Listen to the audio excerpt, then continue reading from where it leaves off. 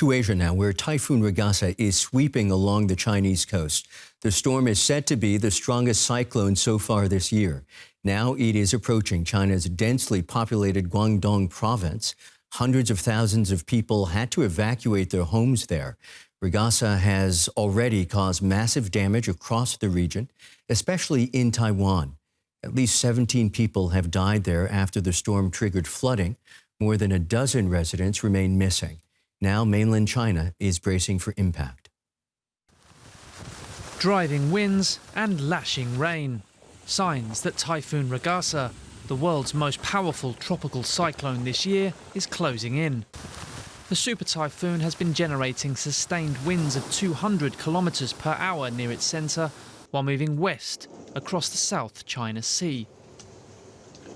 Hong Kong and southern China issued its highest weather warnings long before its scheduled Wednesday arrival, sparking panic buying and makeshift preparations. I taped windows in my place with a cross pattern.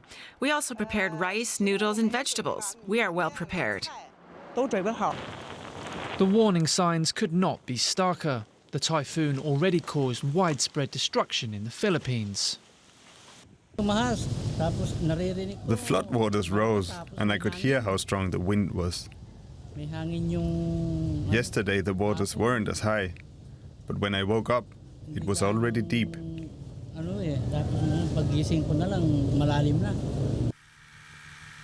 And in Taiwan, where flooding has destroyed buildings and taken lives.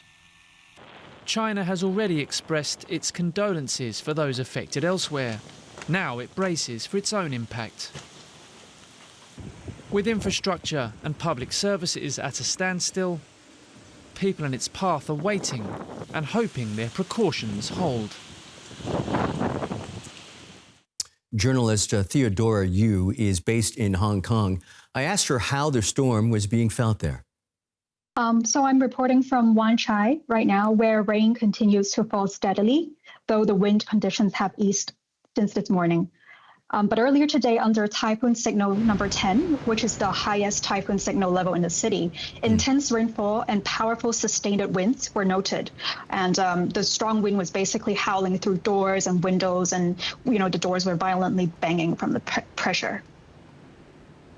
Of course, this is a major force of nature, but what have authorities in Hong Kong and on China's mainland done to prevent the very worst from happening?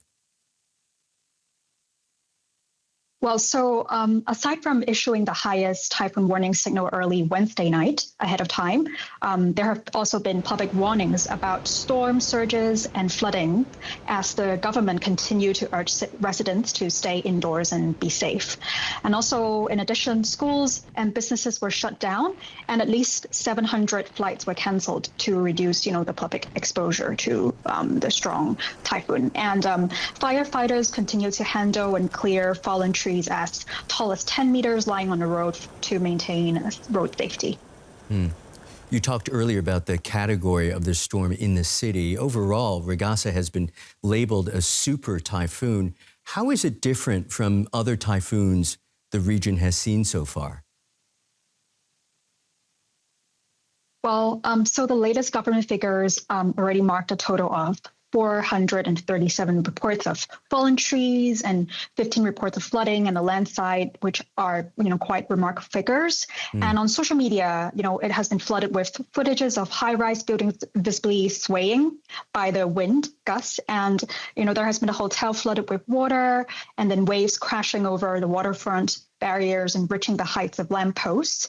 And also, fallen debris and twisted fences were seen along, the promenade. So, and also as of noon today, 62 people were injured and sent to hospital for treatment, and around 800 people sought refuge at temporary shelters across the city as well. So I'd say the impact is certainly quite strong to the city, but most of us are pretty safe and indoors and, benefited from the earlier government warning and, and latest news updates. Journalist Theodora Yu in Hong Kong describing some pretty dramatic scenes there. Many, many thanks to you.